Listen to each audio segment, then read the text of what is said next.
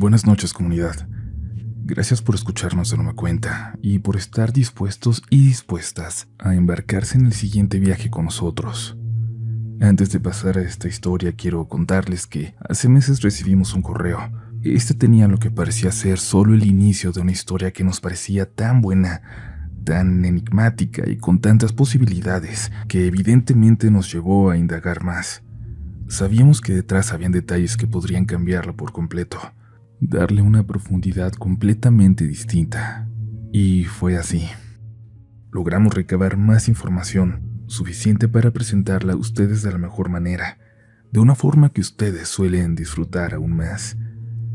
Al ir conociendo la historia tuvimos claras tres cosas: que esto iba a convertirse en una nueva saga del canal. Segundo, que iba a ser una historia de las más fuertes que hemos publicado, quizás tanto que se acercará a los límites de lo que podemos contar en esta plataforma. Y tercero, teníamos que esperar a contarla en Semana Santa. Esta historia nació para narrarse de esta manera, en este momento, y ya van a entender por qué. Todo está listo y esperamos que disfruten lo que están a punto de vivir. Les recordamos no sugestionarse, y si tienen algún tipo de temor especial en cuanto a posesiones, exorcismos y temas similares, quizás sea mejor dejar pasar esta historia. Si decides seguir adelante, es hora. Esto es El Exorcismo de Semana Santa, y tú ya estás escuchando Relatos de la Noche. Esta historia se cuenta desde hace años allá en mi pueblo. Lo que voy a compartir con Relatos de la Noche es quizás una mezcla de esas leyendas, de los dichos de los viejos y de los que no lo eran tanto. Una mezcla de lo que me contaron mis tías, los chemitas y lo que yo mismo vi. Les voy a hablar de un pueblito hermoso, bien perdido en lo más profundo de la Sierra de Guerrero. Me gustaría decirles que allá tienen su casa, pero ya nos fuimos todos de ahí. Todos, al menos con los que yo crecí. Lo terminamos abandonando porque los grupos de delincuentes se adueñaron de todo. Ahora se pasean por aquel pueblo fantasma como dueños del lugar, y uno a uno yéndose, con cada familia escapando de ahí, con cada persona que iba dejando el lugar. Los buenos éramos menos. La gente buena se iba quedando sola. Nos fuimos haciendo más débiles hasta que no quedó nada por defender. Pero la historia que voy a contarles es de antes de ese terror del crimen organizado, de un terror distinto, del que no se puede huir, que nos sigue a todas partes sin importar qué tan lejos huyamos, un terror que vive con nosotros, que nos va a encontrar. Pero eso sí, vivimos muy felices por mucho tiempo, pobres pero en paz, contentos, disfrutando de ver amanecer en la montaña, de ver las nubes para abajo desde aquel pueblito encaramado en la sierra. Mi infancia no la cambio por nada, ni por haberla vivido en Acapulco, a donde me querían mandar mis tías, o por haberla vivido aquí en la capital, donde terminé ya de grande, como ahora le toca a mi niña. No, fui muy feliz en el pueblo con mis tías, quienes me criaron desde siempre. Mis papás me abandonaron cuando todavía ni se me quitaba lo calientito de haber nacido, pero mi tía Maggie y mi tía Conchita fueron mi mamá, mi papá y todo lo que necesitaba. Me educaron tan bien como pudieron, como Dios les dio a entender, porque ellas jamás tuvieron hijos, y para cuando me dejaron con ellas ya había pasado su tiempo. Aprendieron a ser mamás a los 50 y tantos. Siempre se los voy a agradecer. Sin quejarse, sin chistar, se aventaron el paquete. Eran de esas señoras religiosas que cada domingo estaban en misa, y a mí, aunque nunca me gustó nada de eso, me llevaban con ellas. Como premio por acudir al catecismo, a la misa, por portarme bien y poner atención, luego caminábamos por el pequeño kiosco en el parquecito del centro del pueblo. Me compraban un helado, o una manzana acaramelada o con chile. Cuando iba bien la cosa y me había portado bien toda la semana, me compraban hasta un muñequito de luchador, de esos de 3 pesos, que están todos en la misma posición y con el molde de la máscara del santo, pintado de formas diferentes para hacerlos parecer otro luchador. Y ahí en el kiosco y en la iglesia de enfrente habitarían los protagonistas de esta historia: Abdalá, el loco, y el padre Ismael. Pero no puedo pasar a ellos todavía. Hace falta empezar mucho antes de que el pobre Ismael llegara al pueblo, mucho antes de que Abdalá perdiera cualquier asomo de cordura y se fuera a vivir al kiosco, en una banca. Esto va mucho antes, y comienza con la mamá de Wendy, mi mejor amiga. Cuando yo conocí a Wendy, su mamá ya no estaba ahí. Tenía años sin ella. Wendy ni siquiera la recordaba. Por eso creo éramos tan amigos, aunque fuera rara una amistad tan cercana entre un niño y una niña a esa edad. Pero éramos los únicos niños en el pueblo sin mamá. A la mitad le faltaba el padre, porque todos se iban a trabajar al norte o a la capital, pero las mamás se quedaban. Todos los niños tenían, excepto nosotros dos. Siempre nos sentimos raros, extraños, diferentes, y en esa diferencia, ella y yo éramos aliados. Yo viviendo el cuidado de mis tías, ya muy grandes, y ella el de su hermano, el Chema. A mí me aterraba Chema. Wendy era muy pequeña para recordar lo que le había ocurrido a su mamá, aquel capítulo oscuro y macabro de su familia y del pueblo, del que no mucha gente hablaba ya. Yo creo que querían hacer como que nunca había pasado. Mis tías, por ejemplo, lo conocían pero jamás me contaron al respecto. Los que me hablaron de aquel episodio, los que me contaron una versión que yo sentí exagerada para asustarme cuando tenía 8 años apenas, fueron los supuestos amigos del hermano de Wendy. Como Chema era el líder de esa banda de chamacos que se la pasaban buscando problemas en el pueblo, a todo el grupo le llamaron los Chemitas. Una tarde en una reunión del pueblo, la que fueron casi todos, yo me quedé jugando con Wendy, ahí en el parque del kiosco. Se hizo tarde, casi de noche. Debajo del kiosco, en la oscuridad, alcanzábamos a ver a Abdalá, agazapado como un animal, mirándonos desde ahí adentro. El árabe no nos daba miedo, sabíamos que era inofensivo. Nadie sabía a ciencia cierta cómo había llegado hasta aquel pueblo alejado de todo, viniendo de un país tan lejano. Alguien que no hablaba español, que no se podía comunicar con nadie, que terminó viviendo en la calle de la caridad de la gente, pero no le hacía daño a nadie. Lo único que hacía era hablar solo todo el tiempo, contestarse en otra voz. Algún trastorno tenía. Era una de esas personas que habla sola y que se contesta, pero con muchas voces, y todas muy diferentes una de otra. Hasta voces de mujer le salían, todas hablando en árabe. La gente le veía divertida cuando esto pasaba, y a veces parecía que él se enorgullecía de brindar este espectáculo. Era un personaje querido del pueblo, al que todos conocían, y entre todos le daban de comer. Aquella noche Chema decidió llevarse temprano a Wendy a su casa. Una vecina les había regalado algo de comer. Les había dado unos botecitos llenos de pozole y tenían que aprovechar la oportunidad. Ellos vivían de las pocas cosas que sabía cocinar el Chema, así que se moría de ganas de llegar a calentar ese manjar. Apuraron el paso para llegar a cenar a tiempo. Su casa estaba lejos. Había que salir del pueblo y luego tomar unos cientos de metros de un camino totalmente oscuro que subía hasta la colina donde estaba su casita. Yo me quedé con el resto de los Chemitas esa vez. No los conocía bien, no les hablaba y, si les soy honesto, me caían bastante mal. Pero supongo que aquella noche el clima era perfecto para asustar a un niño, así que no desaprovecharon esa oportunidad. Y yo me sentía bien de que la gente que pasaba nos veía como con miedo. Me sentí por un momento miembro de aquella pandilla que todo el pueblo temía. Chamaco, ven para acá. ¿Tú sabes qué le pasó a la mamá del Chema y de la Wendy?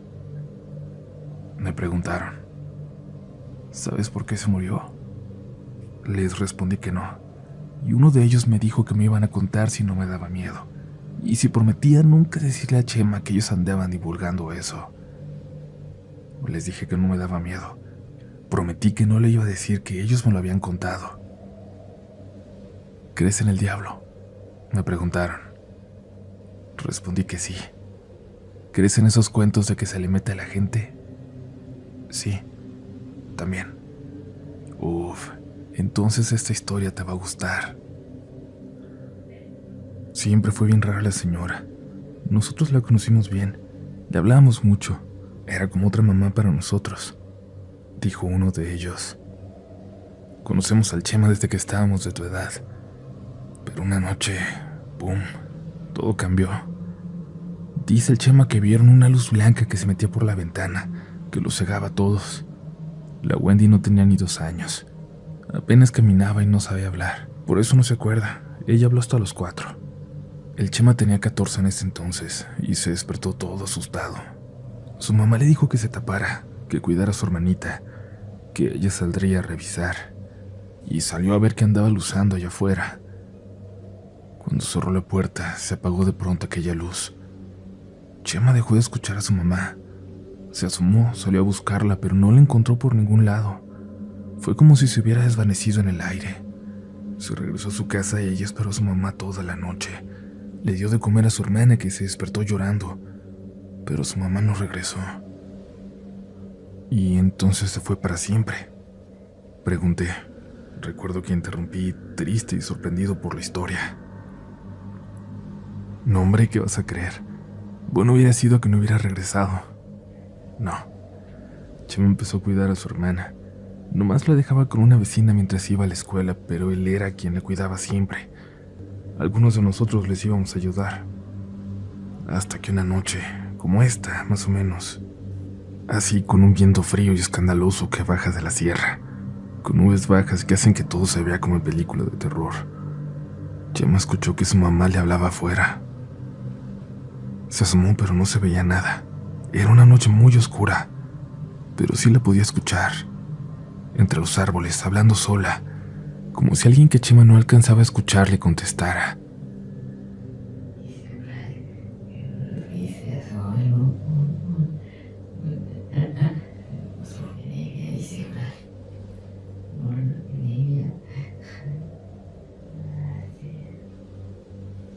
«Amá, ¿anda usted ahí?», le preguntaba Chema mientras la voz de la señora daba vueltas rodeando su casita en la oscuridad. Y de pronto se calló. Chema había ubicado su voz.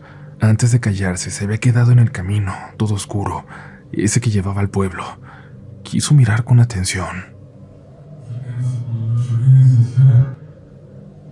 Entonces lo escuchó hablando y acercándose rápidamente hasta él, hasta que estuvo cerca, como si la tuviera de frente, pero no la vio. Escuchó su voz sin cuerpo acercándose por la noche, poniéndose frente a él, respirándole de cerca. Claro que eso lo hizo correr, meterse de nuevo a su casa, cerrar todo, asegurar la ventana que tenían y abrazar fuerte a su hermanita. Algo andaba allá afuera, algo que él decía que no era su mamá, aunque se escuchara como ella.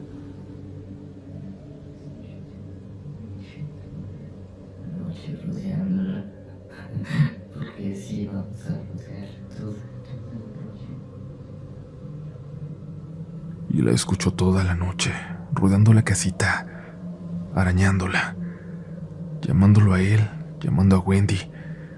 Les decía que se salieran, que se fueran con ella, pero nunca lo convenció.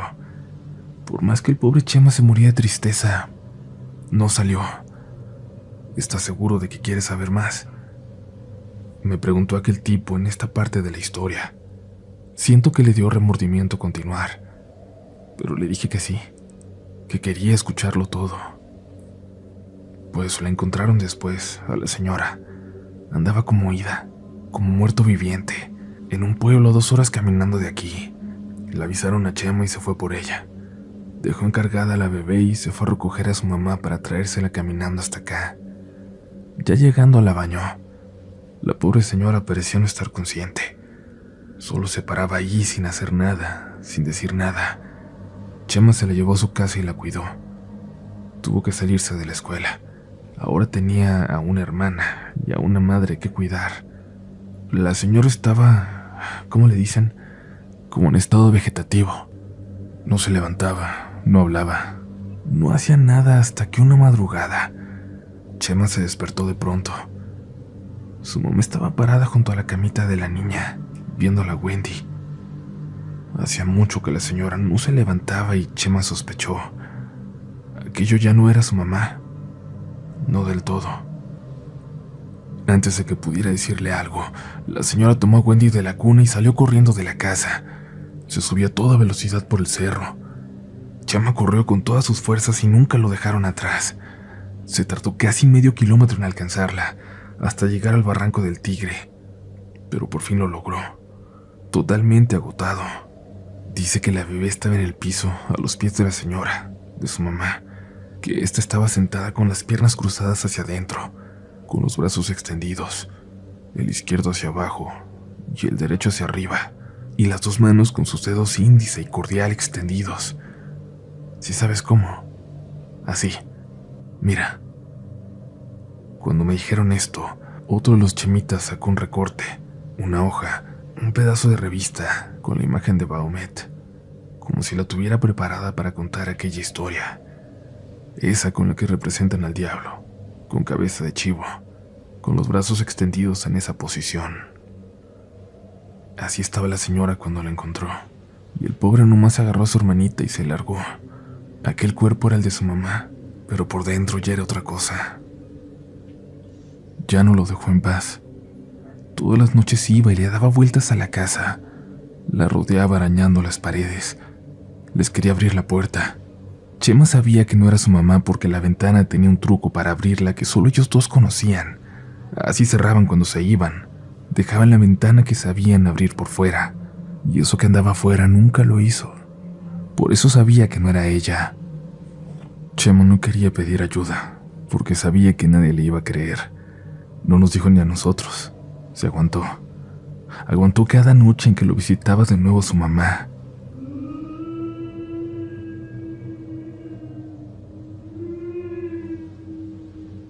Uno de esos días, cuando apenas estaba cayendo el sol, escuchó llorar a su mamá. Esta vez la escuchó diferente, como si sí fuera ella. Cuando se asomó por la ventana dice que la vio flotando entre los árboles. Le pedía que la siguiera, le decía que la ayudara a bajar, pero la señora se veía muy mal ya, casi como si se estuviera muriendo. Ya parecía nomás el cuerpo. Esa noche Chema sí salió de ahí con la Wendy en brazos. Llegó hasta la iglesia del pueblo, aquí enfrente del kiosco. Aquí buscó al padre. Al decir esto, voltearon a ver hacia la iglesia. Se referían al padre Lorenzo, ese padre de casi 70 años que conocí desde niño, el sacerdote que estuvo toda la vida antes de que llegara el padre Ismael. Vino y le lloró, y al Chema nunca llora. Le dijo que a su mamá se le había metido el diablo. Le dijo todo, hasta que la vio flotar entre los árboles. ¿Y sabes qué hizo el viejo? ¿Qué le dijo el padre Lorenzo? Se rió. Se rió enfrente de todas las señoras de la congregación. Le dijo que se dejara de cosas, que él andaba muy ocupado preparando las actividades de Semana Santa. Lo corrió, pensando que iba a bromear con algo así. Luego Chema hizo lo que debió hacer al principio, y fue a buscar al policía del pueblo. Este regañadientes tuvo que ir a buscar a la señora. Se fue al cerro. Quién sabe qué habrá visto allá arriba, en el monte, porque bajó pálido. Y luego, no sé quién llamó porque vinieron policías de todos los pueblos vecinos. Se fueron de nuevo al cerro y bajaron a la señora. Ven, acércate. Te voy a decir cómo la encontraron, pero nadie puede escuchar. Esto nadie lo cuenta, ¿ok? Me acerqué a aquel tipo. Me dijo al oído algo que, recuerdo, cambió mi vida para siempre. La encontraron clavada entre las ramas de un árbol altísimo. Lo tuvieron que cortar para bajarla. Parecía que la habían clavado ahí, aunque nadie entendía cómo tan alto. Y dicen que tenía días ahí, muerta. Nunca le dieron el cuerpo al Chema. Se lo llevaron del pueblo y no dijeron para qué, ni dónde quedó. Y tú, pobre de ti que digas que nosotros te contamos, ¿eh? Yo estaba muy asustado. Les dije que mejor me iría a casa, que ya no veía a mis tías y las iba a alcanzar. Ándale, pero vete con cuidado, me dijeron. En noches como esta, la señora sigue flotando por los caminos. Se empezaron a reír mientras yo me iba asustado y triste por Wendy. Debía ser terrible que tu mamá ahora fuera una leyenda, un cuento para asustar a los niños del pueblo.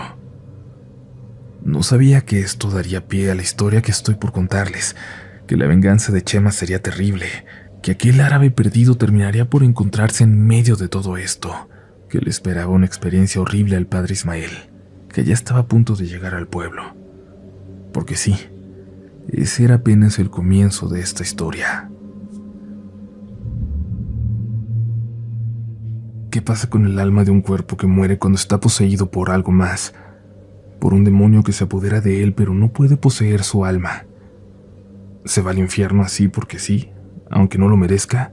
Es una pregunta que me ha obsesionado desde hace mucho. Desde que conozco esta parte de la historia, todos los pueblos tienen sus leyendas. Todos hablan de fantasmas, de almas en pena que recorren las calles, los caminos del lugar asustando a los desafortunados que tienen la desgracia de encontrarse con ellos. Pero algunas historias son más tristes que otras. Se imaginan que el fantasma del pueblo, que la leyenda que usan en el lugar para asustar a los niños, sea alguien que quieres, alguien que en vida fue lo más importante para ti, alguien que te cuidó siempre. Esto es lo que le pasó a Chema y a Wendy, después de que su mamá sufriera aquella extraña posesión. Después de que algo en el bosque pareciera llevársela y regresar solo como un cuerpo sin alma, o habitado quizás por algo más. Algo que regresaba a casa para torturar a Chema, para dejarle saber que estaba allá afuera siempre, que quería entrar por ellos, por él y su hermana, que le dejaba saber que él no podía hacer nada para ayudarle. Chema ya era una persona algo dada a los malos pasos, como les dije, pero aquello lo destrozó por completo. Tuvo el tipo de vida, de suerte, que hace que buenos hombres se conviertan en malas personas. Lo único que le importaba era Wendy. En nuestra infancia yo tuve la suerte de ser el mejor amigo de su hermana, y por lo mismo tanto mis tías como yo fuimos de los pocos que estábamos libres de las fechorías de Chema y su banda, de los famosos chemitas. Desde aquella noche en que el padre Lorenzo le negó su ayuda, desde que se burló de él por decir que su mamá estaba poseída, Chema se volvió el enemigo número 1 de la iglesia. De pronto amanecía vandalizada. Había pintas que hablaban mal del padre Lorenzo por todo el pueblo. Todos sabían quién lo hacía, pero nadie se atrevía a meterse con él. Chema y su mamá atemorizaban al pueblo, de formas muy distintas, pero los dos lo hacían, casi como si fuera una cuestión familiar. Yo era un niño cuando esta parte de la historia ocurrió. Por eso no me contaban mucho.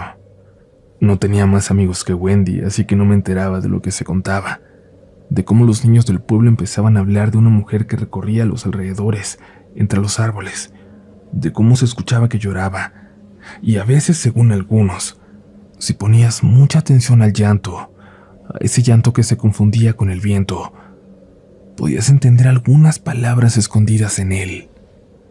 Mis hijos, ayuden a mis hijos. Cualquiera en otra parte hubiera pensado que esa mujer fantasmal que lloraba por sus hijos era la Llorona, pero en el pueblo todos sabían de quién se trataba. Todos sabían quiénes eran los hijos y quizás por miedo, quizás por lástima, buscaban no meterse con ellos. No, eso no era la Llorona, o quizás todas las Lloronas son eso. Espíritus distintos que dejaron a sus hijos aquí, de una forma en que ninguna madre debería dejarlos. Quizás por eso no se pueden ir. Fui descubriendo que en aquel entonces mis tías, mis adoradas tías, no pensaban que aquella alma en pena fuera lo mismo que fue a buscar a Chema en el cuerpo de su madre, aquello que tomó a Wendy y se la llevó hacia la montaña, aquel ser de origen satánico, o con señales de serlo al menos. Mis tías creían que esto era el alma de la mamá de aquellos muchachos, que había sido obligada a dejar su cuerpo, a vagar en esa forma mucho antes de aquella noche de terror. A la gente le gustaba contar aquellas experiencias, aquellos encuentros, pero se callaban cuando sabían que Chema estaba cerca. Alguna vez a un borracho en una cantina se le ocurrió decirle hijo de la Llorona, quizás viéndolo nada más como un chamaco, un adolescente flacucho que no se podía defender. Chema, sin pensarlo, le rompió una botella en la cara cuando aún no había terminado la frase. Los chemitas se encargaron de que nadie se metiera a ayudar. Chema le destrozó la cara a golpes, con vidrios que se quedaban entre sus puños y la piel de aquel hombre. Golpeó hasta que aquello debajo ya no tenía forma de rostro. Por fortuna sobrevivió aquel tipo, aunque su cara quedó marcada para siempre por su burla. Una masa de carne de la que sobresalían ojos, nariz y boca. Nada más. Y por eso en ese entonces el Chema se tuvo que desaparecer un tiempo del pueblo. Dejó a Wendy con su vecina, y dicen que se fue a esconder a Chilpancingo, pero en realidad nadie sabe bien en dónde estaba. Estuvo casi 2 meses fuera, en lo que se calmaba todo, aunque en realidad nadie lo buscaba con ganas de encontrarlo. Sin él y con sus cómplices dispersos, se vivieron días de extraña calma en el pueblo. Hasta que el grito de aquel fantasma se acercó, una noche, mucho más al pueblo. Esa noche fue la primera vez que yo lo escuché, la primera vez que Wendy la escuchó. Nadie quería asomarse, pero parecía recorrer el pueblo. Aquel grito horrible se metía por entre las calles, se colaba en las casas por debajo de las puertas. Era como si estuviera en todas partes. Se metió hasta la iglesia, y el padre Lorenzo, que hasta entonces había acusado de ignorantes a todos los que creyeran en esa leyenda, también salió a ver, a investigar de qué se trataba. La gente, como en toda emergencia, se reunió en la plaza del pueblo, asustada, y Abdalá, el árabe loco que dormía en el kiosco, se despertó como si tuviera visitas. El grito, el llanto, volvió a escucharse, fuerte, casi retumbando en el pecho de todos los presentes. Luego una sombra.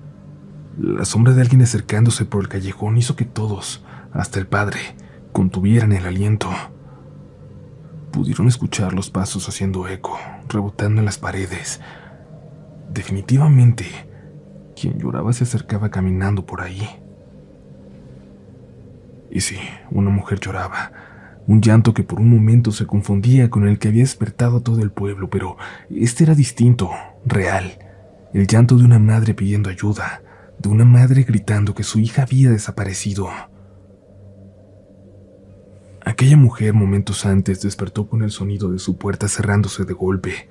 Por un momento pensó que solo era un sueño, pero segundos después, el grito fantasmal de aquella mujer la hizo despertar por completo en un instante.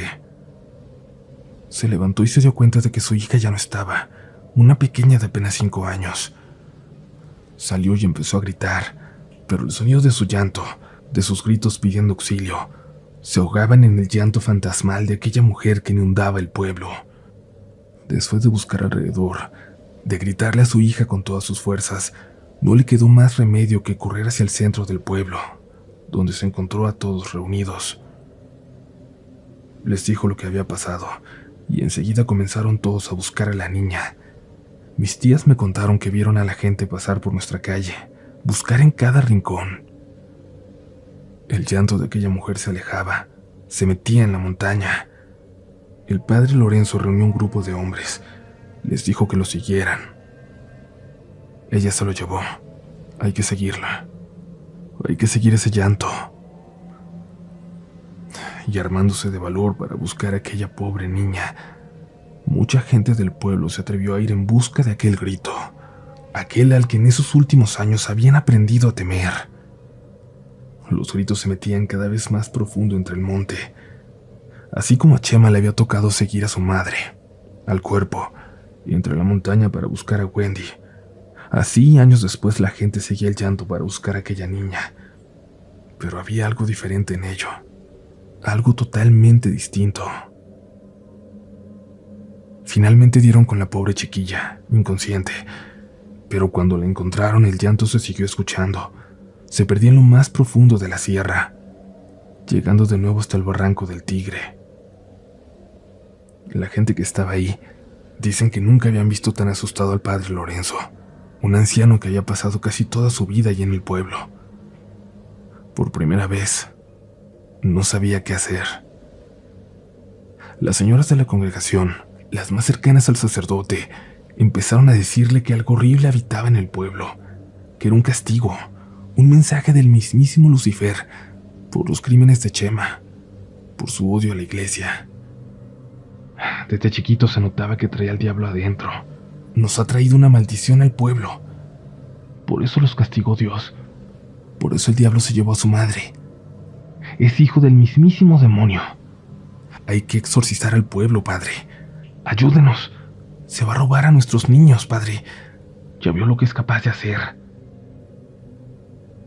El padre Lorenzo cada vez era más débil, físicamente y en su voluntad, y se dejó convencer. Por un momento estuvo seguro de que eso era la única salida para mantener a salvo a su congregación, a ese pueblo que le tocaba cuidar, a esa gente que había visto crecer. Hagámoslo. ¿Y saben qué? Por muy loco que suene, por ridícula que parezca ahora la idea, en aquel tiempo, en ese momento, y con el miedo que invadía a la gente del pueblo, sobre todo después de esa noche, eso pareció lo más lógico por hacer. Incluso mis tías, gente inteligente y madura, pensó que, bueno, no podía pasar nada malo, que en el peor de los casos eso tranquilizaría a la gente, que era lo peor que podría pasar. El padre Lorenzo era experimentado, su fe inquebrantable. Si alguien estaba listo para llevar a cabo tal rito era él, y se apoyó de la gente de su congregación con más fe. Bendijo uno a uno cada rincón de nuestro pueblito. Reunió a gente en cada camino que saliera de él. El policía del lugar, completamente obediente al padre, se encargó de cerrar el paso en la carretera a cualquier extraño. Esto era un problema nuestro, de nuestra gente, y así se tenía que arreglar. Los chemitas se enteraron e intentaron mandar un mensaje, aunque no sabían de bien a bien en dónde estaba Chema. Así que le avisaron a cada persona con la que podría estar escondido. En Chilpancingo, en Acapulco, en Tlatotepec, en Tecuanapa, en Ometepec. Que la mamá de Chema se llevó a una niña, andan diciendo que van a exorcizar al pueblo entero para que se vaya para siempre. Se puso todo muy loco por acá. Avísenle al Chema, nomás para que sepa. Y aquel ritual se llevó a cabo, por una semana entera. De lo poco que yo recuerdo es que mis tías no me dejaban salir. Dicen que una noche, de las últimas, aquel llanto maldito comenzó a escucharse. El padre gritaba que se largara de ahí, que regresara al infierno, y mientras continuaba la gente de la congregación, los más viejos, pasaron por todo el pueblo cantando canciones, de esas de la iglesia. Pasearon al Cristo de madera por todos lados, como si fuera procesión. Un Cristo enorme del tamaño de una persona. Abdalá corrió como desquiciado por todo el pueblo, siguiendo la procesión, yendo y viniendo de un lado a otro. Y de pronto el grito se alejó, y se alejó y se alejó, y terminó por desvanecerse en el silencio que llenaba el pueblo. Eso sí lo recuerdo, a mis tías saliendo al patio a ver qué pasaba. El pueblo se sentía diferente, realmente diferente. De entre todas las cosas raras que se contaron aquella noche, las cuales sería interminable de escribir y me llevaría páginas y páginas, quizás lo más extraño es algo que vio el señor que iba a llevar mercancía a la tienda grande. Él no vivía ahí. Se le había hecho tarde, pero como cada vez, él llegaba en el día que se comprometía, aunque fuera rozando la medianoche. Así que cuando pasaban de las 11, iba subiendo despacio y con cuidado hacia el pueblo. La carretera, sobre todo en aquel entonces que no la habían remodelado, era sumamente peligrosa. El señor venía poniendo mucha atención al camino cuando vio que alguien venía bajando. Una persona que apenas alcanzó a distinguir entre la oscuridad. Se iba alejando del pueblo caminando al lado de la carretera. Luego vio otro más, y a otro y a otro. Una decena o más de personas parecían ir bajando por la carretera, alejándose de ahí. Le pareció muy raro, pero no se detuvo. Incluso en aquel tiempo había que cuidarse de los asaltos y trampas en el camino, sobre todo allá, en lo más profundo de la sierra. Justo antes de llegar al pueblo, vio una silueta más, esta vez en medio del camino. Luego le echó la luz y se dio cuenta de que era un policía. Este lo detuvo y le dijo que no había paso, que había un asunto importante en el pueblo, que por su seguridad no podía seguir adelante. ¿Por eso hay tanta gente saliendo de aquí?, le preguntó aquel hombre. El policía, muy confundido, Le dijo que nadie estaba saliendo de ahí, que él tenía horas cuidando la salida, que por ahí no había pasado nadie. No, Polly, claro que no. Está lleno de almas ese camino. El señor se refería a personas, claro está, pero hubo algo casual en la forma de ponerlo, en usar esa expresión, que pesó en el policía, como si sin querer hubiera explicado realmente lo que vio en ese camino. Cuando la niña que se habían robado aquella noche recuperó el habla, el padre Lorenzo le preguntó cómo era aquel demonio que se la había llevado. La niña no dejaba de repetir que no había sido ningún demonio, que fue su tío, un primo de su padre, el que había entrado por ella en la noche. Le pidió que no dijera nada, le dijo que le iba a mostrar algo y se la llevó. Al sacarla de la casa, la niña quiso gritar, avisarle a su mamá, pero su tío la apretó muy fuerte. Ella empezó a perder el conocimiento y dijo que de pronto le dio mucho sueño, pero un grito la despertó. Mientras aquel maldito la llevaba en brazos y se perdía en el monte, ella escuchaba muy bien el grito que le seguía de cerca. Dice que también vio entre los árboles a una señora que le seguía y que no dejaba de gritar. Su tío empezó a llorar, a rezar, le pedía perdón, le decía que le iba a regresar a su casa, pero de repente la tiró entre los árboles y siguió corriendo. La niña vio algo que se movía por entre las ramas, algo que siguió detrás de él. Nadie le creía, pero de aquel tío, que vivía en un pueblo cercano, hacía tiempo que no se sabía nada. Lo fueron a buscar para preguntarle. Hace mucho que no se paraba por ahí. Al final, alguien sin permiso del padre se fue a buscar al barranco del Tigre, allá donde se escuchó gritar por última vez la noche en que se llevaron a la niña. Desde arriba se veía, allá abajo atorado entre las piedras, el cuerpo de un hombre. Bueno, lo que quedaba de él. Porque las bestias no perdonan. El padre Lorenzo empezó a tener ataques de pánico todas las noches. Nadie podía explicar por qué, pero ya estaba muy grande. La diócesis mandó a decir que iría pronto alguien a ayudarle, Ismael. Chema regresó al pueblo. La gente lo veía raro. Pensaron que nunca volvería por ahí. En voz baja comentaban al verlo que cómo se sentiría ahora que estaba libre del fantasma de su madre. Otros decían que en realidad la acababa de perder por segunda ocasión. Cuando se juntaron los chemitas para contarle todo lo que había pasado, se puso como loco. Así que ese padre, ese pinche viejo que se burló de mí, que dejó morir a mi mamá, ahora sí se puso a hacerle un exorcismo al pueblo para deshacerse de un fantasma. Ahora sí, ¿verdad? Intentaron detenerlo entre todos sus secuaces, pero nadie logró hacerlo. Chema salió directo a, según él, a hacer justicia, ahora sí, con el padre. Todo el coraje que tenía por la muerte de su madre se lo dirigía al padre Lorenzo. Cuando llegó a aquella casita detrás de la iglesia, lo único que encontró fue a unas señoras llorando alrededor del cuerpo. Dicen que hasta parecía que el padre Lorenzo, que murió tranquilamente mientras dormía, se había ido con una sonrisa, y Chema lo tomó personal. Escuchaba a Abdalá a unos metros de ahí, hablando y contestándose como siempre, teniendo una de esas extrañas conversaciones en árabe que tanto divertían a la gente. Una señora se acercó a Chema, le dijo que pasara a pedirle perdón al cuerpo del padre, que eso tenía que hacer por ahora, que luego tendría la oportunidad de confesarse, más tarde, cuando llegara el padre Ismael, que lamentablemente no había alcanzado a llegar mientras el padre Lorenzo aún vivía.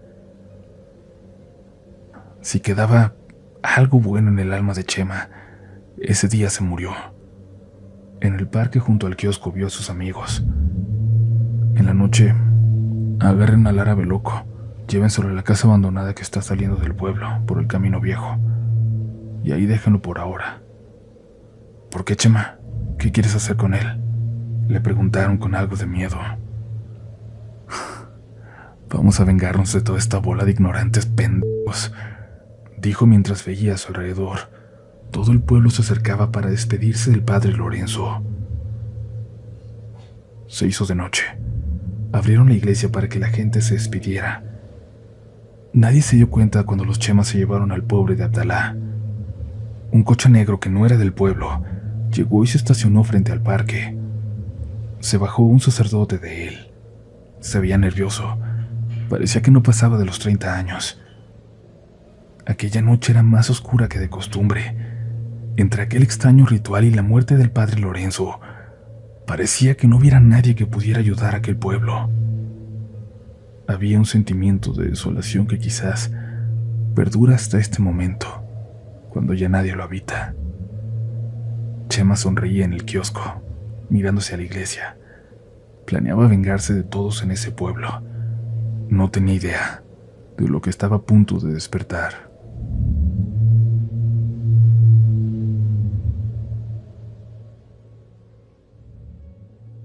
¿Qué creen que pasa cuando se le realiza un exorcismo a un pueblo entero?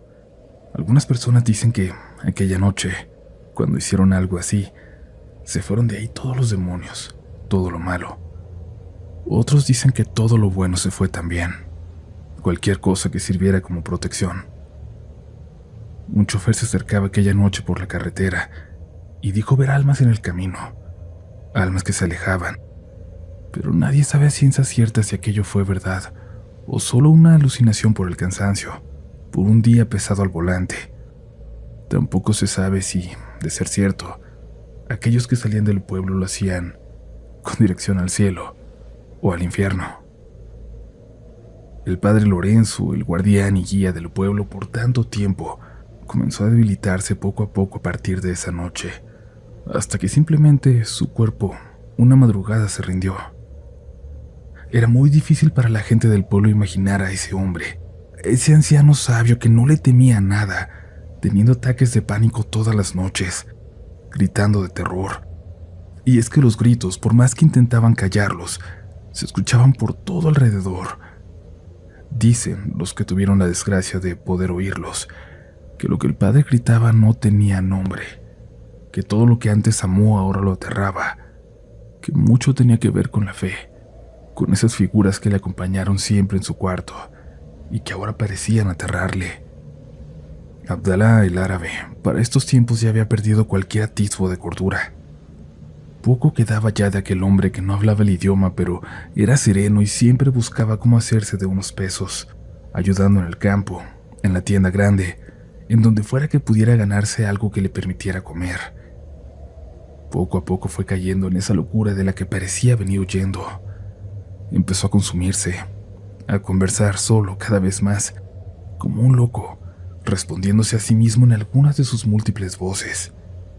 Se fue convirtiendo en un personaje del pueblo, ya no en una persona, en una caricatura de sí mismo, viviendo de la caridad de las personas, hasta que simplemente fue muy difícil de verse, hasta que su cuerpo comenzaba a desvanecerse, hasta que era un pobre ser que no pasaba los 40 kilos, que nadie entendía cómo seguía en pie, cómo seguía con vida. Alguna vez una señora de la congregación intentó ayudarle, prestarle un lugar para vivir, un plato en la mesa para comer, pero regresó a la primera noche a ese lugar debajo del kiosco, a dormir todo el día en las bancas hablando quién sabe con quién. Nadie entendía su idioma en el pueblo. En ese momento el padre Lorenzo pidió que se le dejara en paz. Dijo que alguna misión tendría que cumplir y rogó que esperaran pacientemente a que Dios le recogiera. Pero eso nunca pasó. No al menos cuando el padre Lorenzo pudiera verlo. Abdalá se volvió un fantasma, invisible casi para todos. Dejaron de verlo. Nadie se dio cuenta de cuando se lo llevaron los Chemas a una de las casas a las afueras del pueblo. Para esas alturas, ellos eran los únicos que le hablaban, que lo veían, que se divertían con él, que lo tomaban como una persona. Y quizás pensarán que esto es imposible, pero no.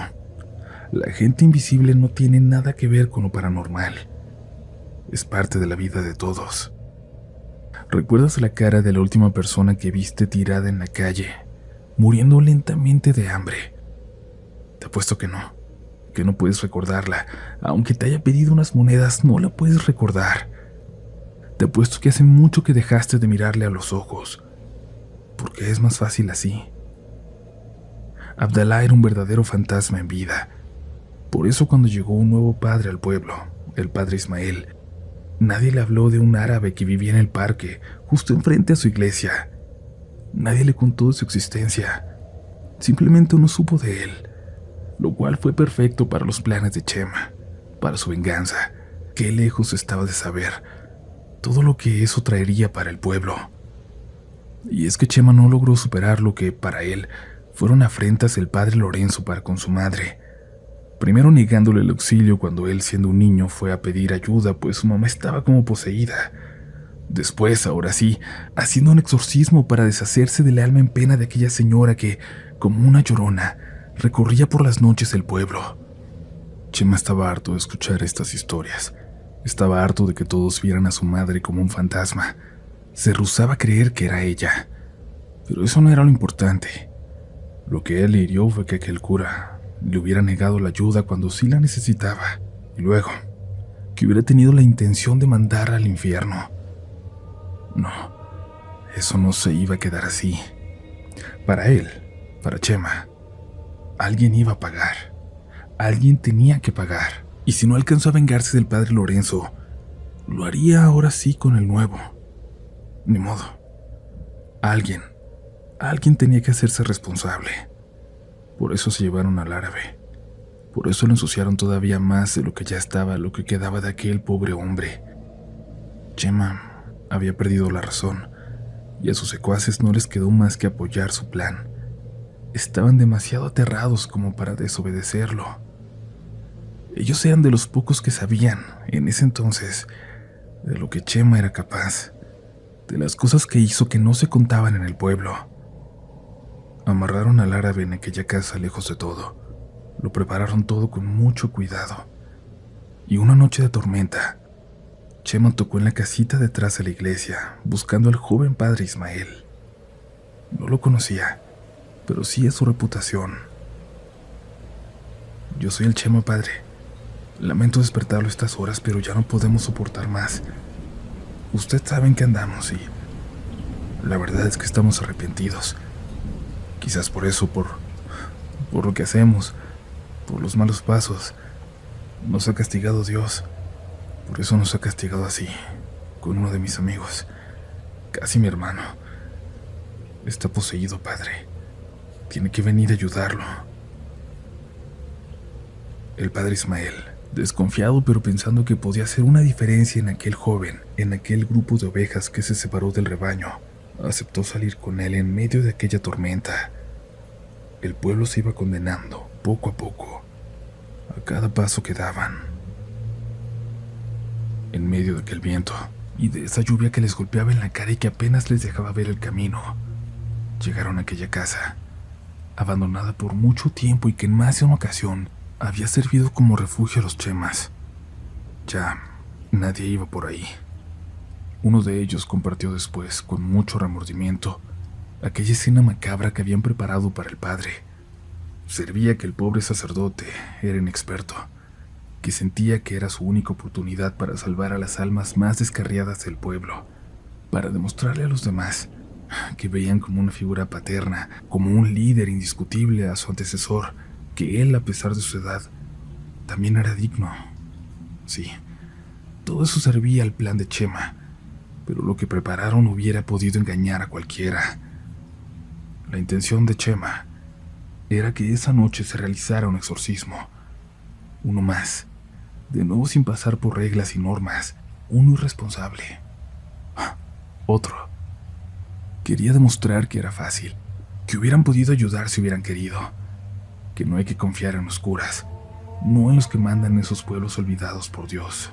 Literalmente, para él todo era una farsa y lo tenía que demostrar. La casa apenas estaba iluminada por la luz de las velas.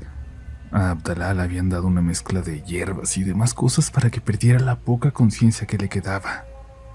Lograron ponerlo furioso como un animal, que de vez en cuando hablaba y se contestaba como siempre, él solo en diferentes voces.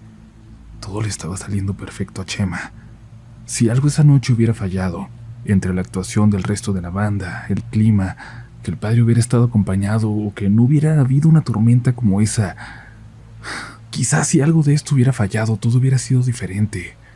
Pero algo quiso que todo saliera bien aquella noche. Le rogaron al padre que le practicara un exorcismo. Su amigo no soportaría una noche más, le decían. Después dejaron de pedirlo amablemente. Sacaron sus armas. El pobre padre Ismael, abrumado, asustado por lo que pudieran hacer estas personas, finalmente accedió. Ahora bien, yo compartí alguna vez esta parte de la historia, de la leyenda, con un buen amigo de mi suegra, un sacerdote.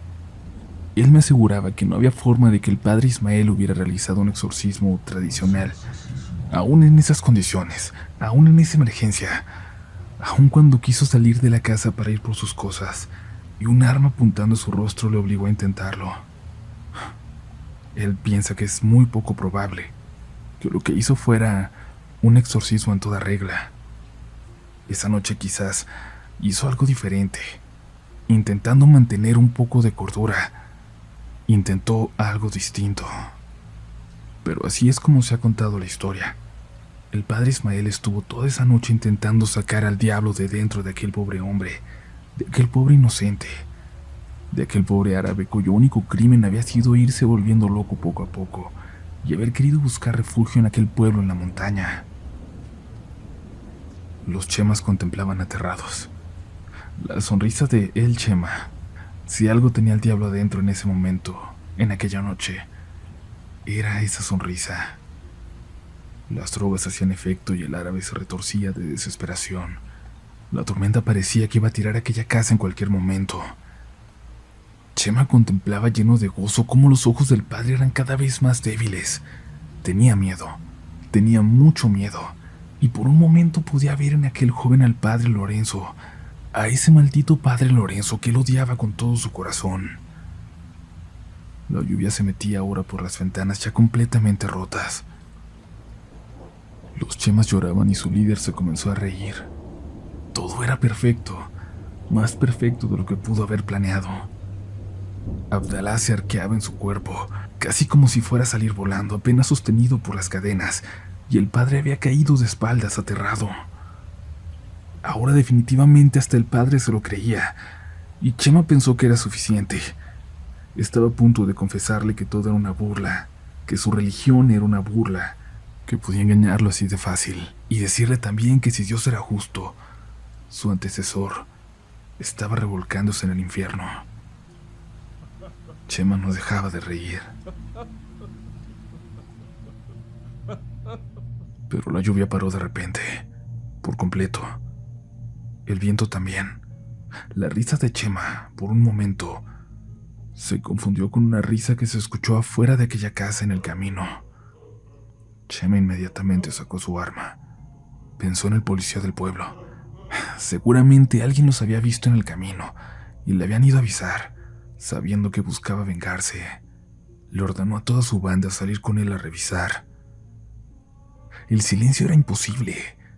Podían escuchar los latidos de sus propios corazones, ese pulso que cada vez se aceleraba más. Aquella risa, idéntica a la de Chema, se escuchaba a lo lejos entre los árboles, luego sobre ellos. Finalmente, como si algo hubiera descendido sobre ella, parecía salir de aquella casa que ellos acababan de dejar. Todos miraban atónitos. La puerta se abrió lentamente. Salió de ella la figura del padre. Su sonrisa era tan amplia que parecía macabra. ¿Qué pasó, padre? ¿Todo bien? Sin dejar de sonreír, el padre Ismael le hizo una señal a Chema para que se acercara. Chema caminó despacio, como si no quisiera llegar a él. Toda su banda lo observaba. Ya todo está bien, Chema. No te preocupes. Ya todo está bien, dijo el padre acercándose a él y poniéndole las manos en los hombros. Tu amigo Abdalá está bien. Esto confundió a Chema, los confundió a todos. Nadie le había dicho al padre el verdadero nombre del árabe. Todos afirmaron que era un amigo del pueblo, aprovechando que sin ningún problema en lo físico Pasaría por Mexicano, por uno más. Caminó junto al padre de vuelta a la casa. Los demás caminaron detrás, manteniendo una distancia que consideraban prudente. «Te está esperando, Chema. Preguntó por ti», dijo el padre. Los demás quisieron correr en ese momento. No lo admitirían hasta mucho después, pero quisieron correr. Sin embargo, los pies les empezaron a cosquillar. Sentían agujas en ellos, como si algo les hubiera robado la sangre de las piernas. Y cuando intentaban moverlas, además de torpemente, el dolor era muy intenso. Estaban atrapados ahí, sin que nada les estuviera deteniendo realmente. Antes de llegar a la puerta, Chema le preguntó al padre si Abdalá había preguntado por ellos. «No, por ti, Chema. Preguntó por ti». «¿En español?» «Claro, en español. ¿Por qué?» El padre sonreía alegre, pero como si supiera algo que Chema no, como si lo hubiera descubierto todo. Chema quiso creer por un momento que de eso se trataba esa sonrisa. Sí, eso era, seguramente sí. El padre se había dado cuenta del engaño y ahora estaba intentando enseñarle una lección. Chema intentó pensar en las cosas que había dentro del cuarto, dentro de la casa. ¿Qué pudo haber sido lo que hizo que aquel sacerdote se diera cuenta, lo descubriera todo?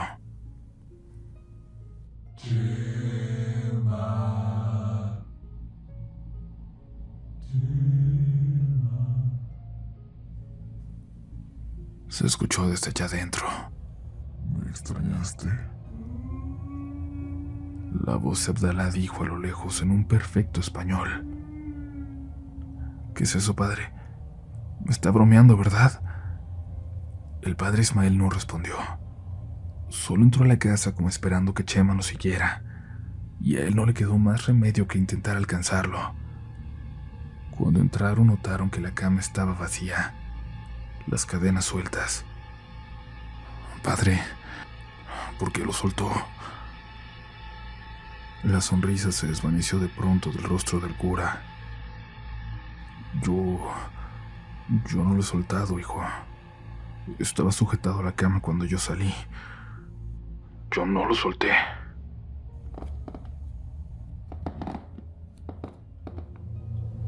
¿Qué acababa de pasar? ¿Qué le acababa de pasar a aquel pobre árabe que no le había hecho nada a nadie, a quien habían llevado allá con engaños para burlarse del padre, para obligarle a que le hicieran un exorcismo? ¿Qué había hecho aquel sacerdote? Chema y el padre Ismael entraron a aquella casa. Las cadenas que habían sostenido a Abdalá estaban sueltas, la cama vacía. El padre con la voz temblorosa le aclaraba a Chema que él no había soltado a nadie. Escucharon pasos a sus espaldas y con mucho miedo se atrevieron a voltear. Lo que sea que estaba detrás de ellos salió corriendo de ahí. Afuera se escucharon los gritos de los secuaces de Chema que corrieron a esconderse. Se desperdigaron todos por el monte. Cuando Chema y el padre salieron, tardaron minutos en encontrarles, escondidos. Les dijeron que el árabe había salido corriendo, que en saltos que parecían imposibles, había corrido por el camino que iba hacia el pueblo. Saltaba como de 5 metros en 5 metros, padre, casi como si fuera volando. El padre no les creía nada, y cuando todos se quebraron y le confesaron su engaño, cuando le rogaban que los perdonase, el padre los maldijo a todos y salió corriendo de ahí. El único que permanecía inmóvil, callado, era Chema, que observaba el camino sin decir una sola palabra, sin mostrar una sola expresión que pudieran descifrar. Empezó a caminar de regreso al pueblo. Dijo que tenía que estar con su hermana. «¿Qué quieres que hagamos, Chema?», preguntó uno de los compinches. «Váyanse, busquen al árabe. Hagan lo que quieran, no me importa». Chema se perdió por el camino, y como siempre hacían, se fue por la maleza, por los atajos y senderos que solo ellos conocían.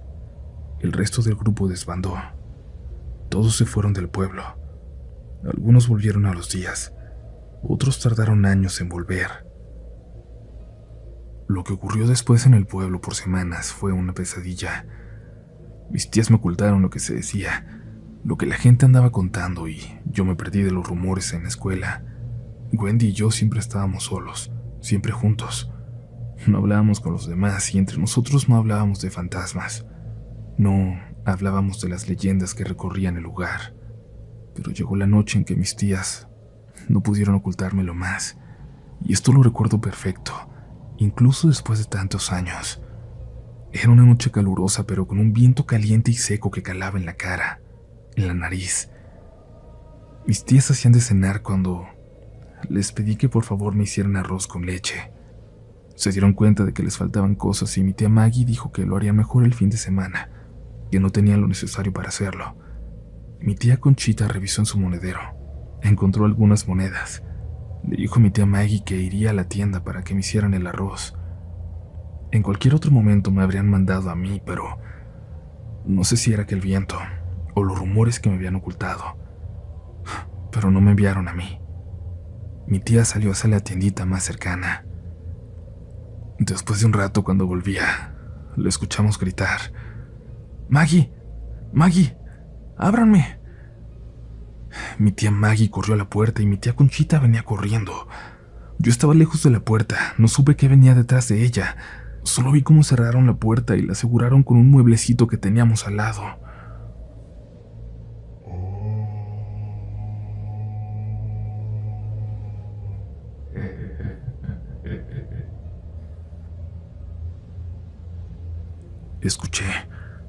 Escuchamos que alguien pasó llorando por enfrente de la casa. Se detuvo en la puerta. Cuando lloraba se escuchaba muy extraño. Cuando se rió, reconocí aquella voz. Era el árabe del kiosco. Esa fue la primera experiencia, pero distaba de ser la última vez que le veía. Lo siguiente que recuerdo parece que fuera parte de un sueño. Quisiera que lo fuera. Si no hubieran ocurrido más cosas que más adelante voy a contarles, hubiera jurado que lo fue. Me habría convencido con el tiempo. Se preparaba todo para la Semana Santa, fecha muy importante en el pueblo, días de guardar. Pero el ambiente era extraño. Cada vez había más gente que decía haber visto al árabe entre sus casas, mirando hacia adentro, algunas veces intentando entrar. Había quien decía que caminaba por las madrugadas, intentando asustar a la gente, pero nadie lo había visto con claridad. Nadie sabía dónde se escondía por más que el policía del pueblo lo buscara. Era el último día de escuela antes de las vacaciones. Yo iba caminando con Wendy de vuelta a casa y me pidió que por favor la acompañara hasta la suya. Nunca hacíamos eso. Siempre llegábamos a una parte del camino donde cada quien avanzaba en su rumbo, pero esa tarde parecía asustada. No sabía exactamente por qué, pero era obvio que lo estaba. Todo el pueblo estaba asustado. Habían aparecido pintas que parecían estar hechas con sangre, escritas por todo el pueblo, como aquellas que hacía Chema. Pero esta vez decían: «Vienen pronto, Domingo de Resurrección». Nadie sabía quién las había hecho, qué querían decir, a quiénes se referían, pero creo que todos teníamos miedo de las respuestas. Caminé con Wendy hasta que llegamos a su casa. Me abrazó y me dio un beso en la mejilla. Me dijo que me fuera con cuidado. Fue muy extraño, éramos niños, jamás nos habíamos despedido así. Me sentía confundido, pero extrañamente feliz. Era la primera vez que alguien que no fueran mis tías me besaba en el cachete. Iba de vuelta a casa, a punto de pasar por un pequeño puente de madera, en un sendero solitario que tomé para cortar camino, porque si volvía por las calles iba a caminar el doble. En el puente había alguien de espaldas. Tenía puesto una ropa que reconocí, la ropa del Cristo de la iglesia. Estaba nada más parado en el puente, y yo tenía que pasar por ahí. Cuando estaba a punto de llegar a él, se dio la vuelta de repente. Era Abdalá. Me sonrió con sus dientes negros. Nunca se los había visto así. No sabía que los tenía tan feos. Me aterró. «Hola. ¿Quieres pasar?», recuerdo que me dijo. Todo esto lo recuerdo como si fuera un sueño, mi peor pesadilla. Si cierro los ojos aún hoy puedo escuchar esa voz. Si quieres pasar tienes que responderme 3 preguntas. ¿Está bien? No me puedes decir que no. Si no me respondes, te voy a llevar conmigo. Algo en esa voz me hizo creer que era cierto, que hablaba totalmente en serio, y empecé a calcular en mi cabeza cuánto tiempo estaba de la casa de Wendy, si lograría correr con todas mis fuerzas hasta allá.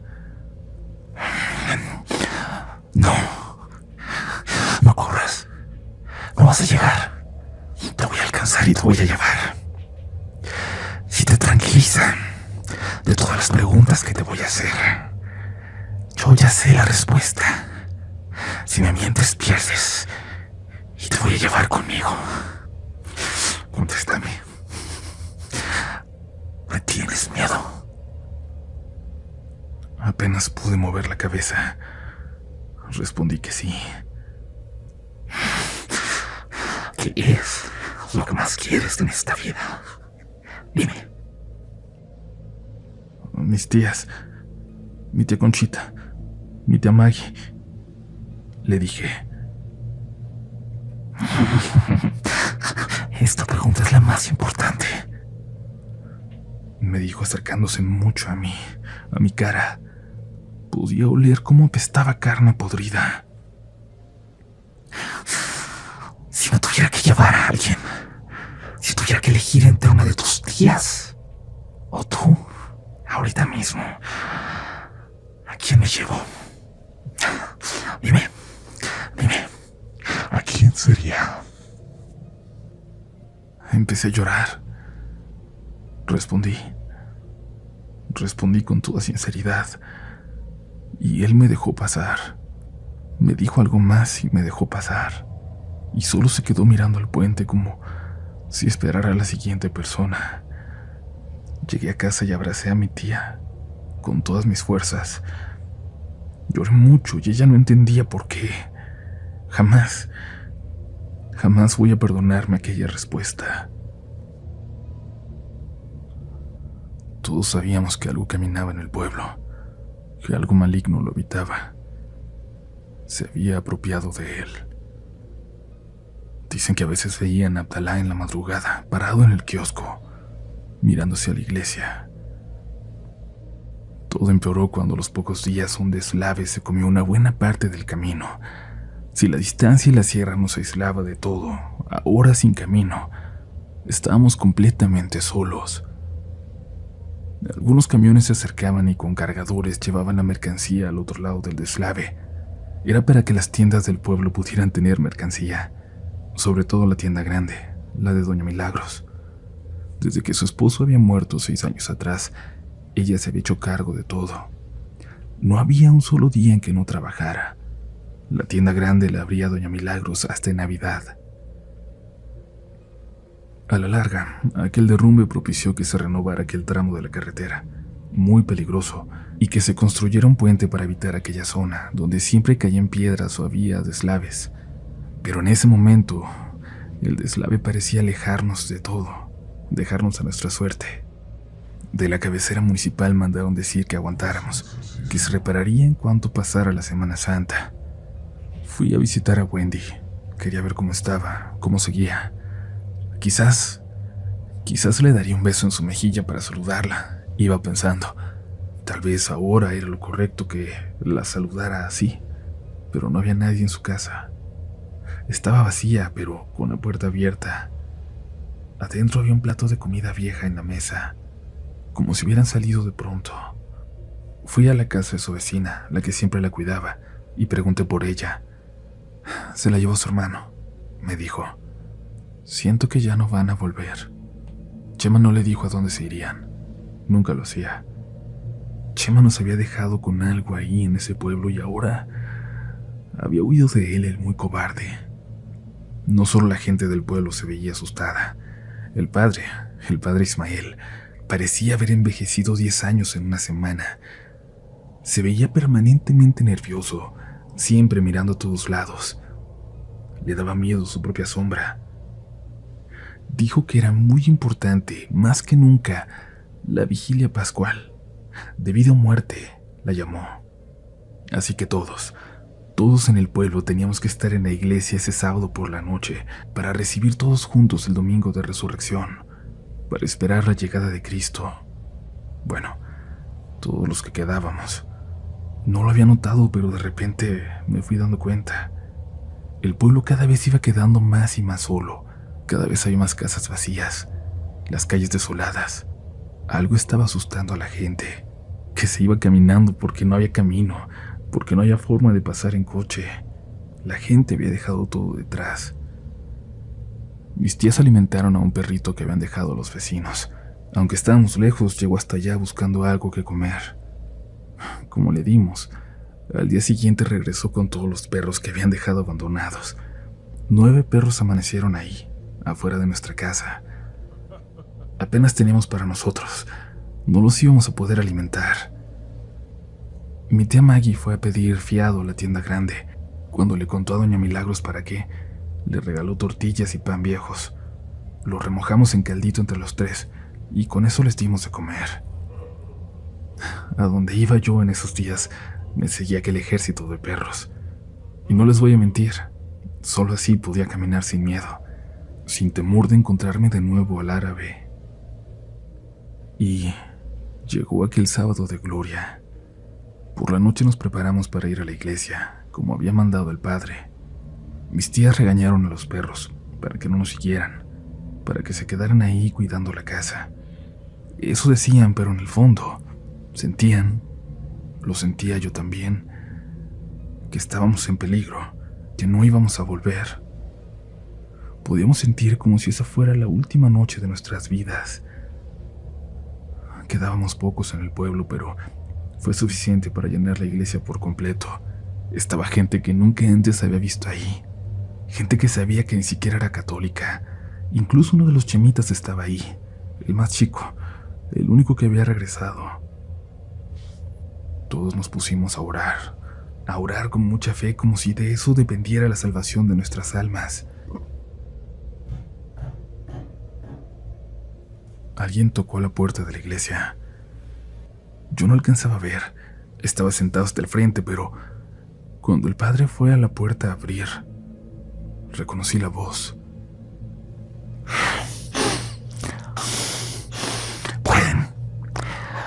Pueden salir a jugar, dijo Abdalá, dijo el árabe, vestido con el ropaje del Cristo que de alguna forma había robado. El padre dijo algo que no logré escuchar.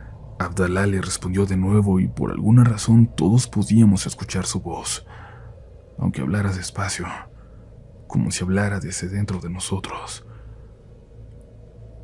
Gracias por dejarme entrar, Ismael. Los conozco todos muy bien allá adentro. Se van a perder la sorpresa que les tengo.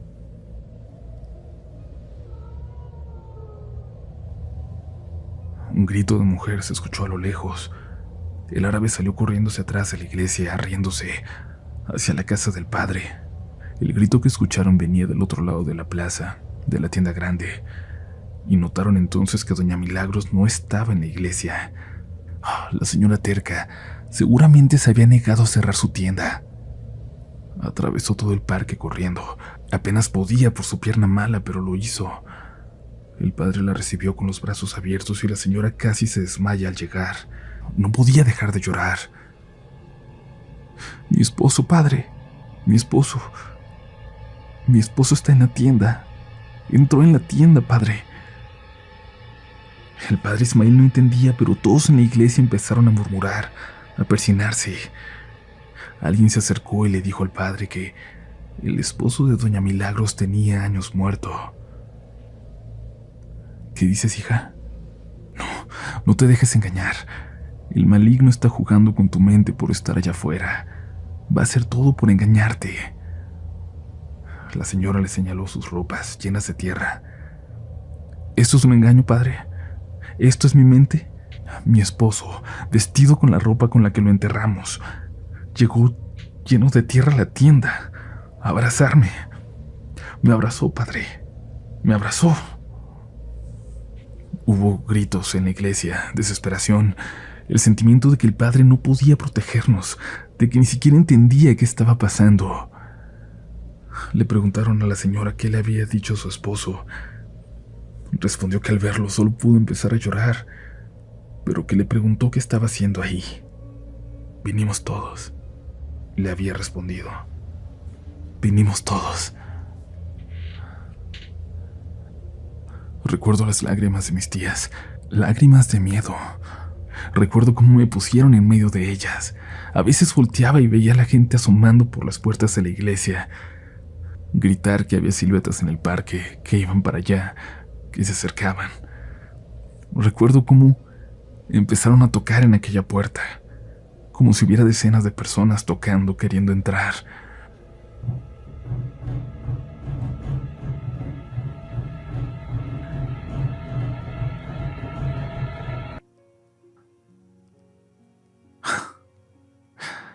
Mis tías quisieron convencerme durante mucho tiempo de que los que fueron a tocar aquella noche fueron los chemitas, que andaban como locos, pero nunca les creí. Rezamos toda esa noche. Por la mañana, con los primeros rayos de sol, salimos todos de la iglesia. El pueblo era un pueblo fantasma. El padre Ismael dijo que tenía que ir a buscar ayuda. Le pidió a alguien que lo llevara hasta el deslave, que alguien le recogería del otro lado para llevarlo a la capital. Fue la última vez que supimos de él. A las pocas semanas, cuando abrieron el camino, llegó un nuevo cura al pueblo. Llegó como si nada. Le advirtieron a él, ahora sí, de aquel árabe loco, tan peligroso que se veía por ahí, que se escuchaba a veces hablar solo en el monte, y el viento parecía bajar ese eco al pueblo. Se le siguió viendo incluso cuando nosotros nos fuimos de ahí. Años después, cuando murió mi tía Maggie, la gente volvió poco a poco, y nos dábamos cuenta porque los perros se iban yendo esos días, regresando a sus dueños. Después, cuando volvió Chema, o lo que quedaba de Chema, la gente se volvió a ir, con mucho miedo, esta vez para ya no regresar al pueblo. Esta vez al menos con tiempo de llevarse todo, de llevarse sus mascotas, casi todos. Cuando Chema volvió lo hizo por órdenes del narco, con quien ahora trabajaba, para apoderarse del pueblo. Siempre estuvo destinado a aterrarnos, aunque no sabíamos cuánto. Una vez me atreví a preguntarle por Wendy, si estaba bien. Recuerdo que estaba al lado de unos señores, todos con armas. Me volteé a ver. Por un momento pude ver en sus ojos que estaba a punto de contestarme, que quería hacerlo. Luego me dijo que me fuera, que no lo molestara más, que no volviera a preguntarle por su hermana porque ella ya no iba a volver ahí. Pero hasta Chema le temía al árabe. Cada que oscurecía y se escuchaba su voz bajando del cerro, el Chema desaparecía. Dicen, y esto no lo puedo confirmar, que allá, justo en la mitad de un risco en el barranco del Tigre, había un cuerpo, un esqueleto ya nada más, como crucificado. La gente decía que era el árabe, que alguien lo vio cuando apenas tenía días ahí y que lo reconoció, apenas después de aquella Semana Santa. Pero eso no explicaría cómo lo seguíamos viendo tiempo después. Pero como les digo, eso no lo sé. Sé que hay formas de ir explicando cada cosa, de buscar razones, explicaciones, y lo he intentado. A final de cuentas, nadie sabe si el árabe realmente se volvió loco nada más. Quizás siempre supo hablar español y pasó toda una vida ocultándolo. Difícil, pero no lo podemos descartar. Nadie sabe por qué el padre se fue para no volver. No sabemos si lo que tocó a la puerta aquella noche eran simples delincuentes, como decían mis tías. Vagos, los chemitas haciendo una broma. Otras de las cosas que he contado aquí, las ánimas de la carretera, el esposo muerto de Doña Milagros, pues solo las vio una persona. Pero nadie me puede explicar. Nadie podrá hacerlo. Esto que hace que me sienta culpable tantos años después. Puede que nadie me crea, que sientan que son patrañas, pero ¿Cómo me explican que aquella tarde en el puente, cuando el árabe me hizo aquellas preguntas, cuando me preguntó a quién se llevaría, y le respondí? ¿Cómo me explican que antes de dejarme ir, me haya dicho una fecha exacta? 1 de abril, a las 3 de la tarde. La fecha, la hora en que, años más tarde, mi tía Maggie, mi respuesta, murió.